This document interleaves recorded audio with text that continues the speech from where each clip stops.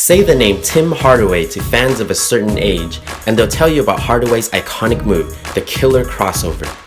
Hardaway spent the better part of his 14-year career embarrassing guys and letting them know about it. Oh, yes! Your face! But for fans under the age of 30, it's not Hardaway that they cite for popularizing the devastating move. They think of Allen Iverson. They think of the time in AI's rookie season when he deked Michael Jordan with 2 crosses. They think of all the times Iverson's crossed up a defender and dashed his way unimpeded to the rim for a basket. And this is what Hardaway takes issue with. Joining the recent and rampant trend of former NBA players taking shots at guys that came after them, Hardaway told NBADeepDive that Allen Iverson carried the basketball. I had the original killer crossover and people are doing my move. Though it might sound like old man curmudgeon speak, after all, this isn't the first time Hardaway has questioned the answer. Allen Iverson need to get the shirt tied. Stop wearing braids. But NBA beefs and petty jabs aside, does Hardaway have a point? Is it, in fact, his move that players are emulating and not Iverson's? To understand the argument, we have to understand the mechanics of each player's crossover. Let's break it down. Hardaway's crossover was a low crossover that relied on a between-the-leg dribble with no wasted motions. His movements were tight and required a quick 1-2 bam-bam punch to lull defenders into a misdirection. Sleep on him for a beat and you're toast. Allen Iverson, however, had a smoother crossover that extended more on the horizontal plane, going farther off into one direction before quickly pulling back to the other.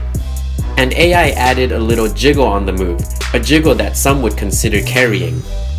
There, did you catch it? That palming of the ball is what Hardaway calls traveling. But dribble infractions aside, when you watch today's NBA players cross people up, who do you see? Flip on any game and it's obvious, they're doing AI's move. And I think that's the case because of 2 things.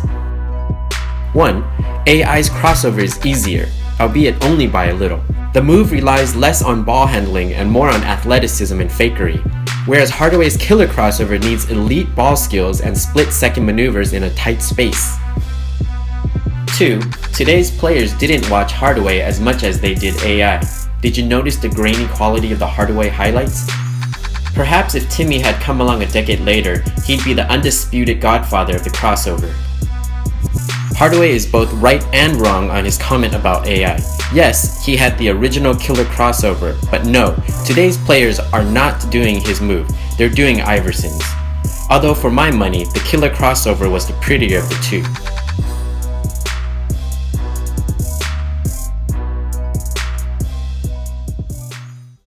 Probably the most effective crossover, but you don't see a lot of guys doing it because a lot of guys can't do it. Tim Hardaway used to come at people, 100 miles an hour and change directions 2 ways. He'll go bing, bing, real fast, and that's hard for a lot of people to do. So Tim Hardaway is probably the toughest.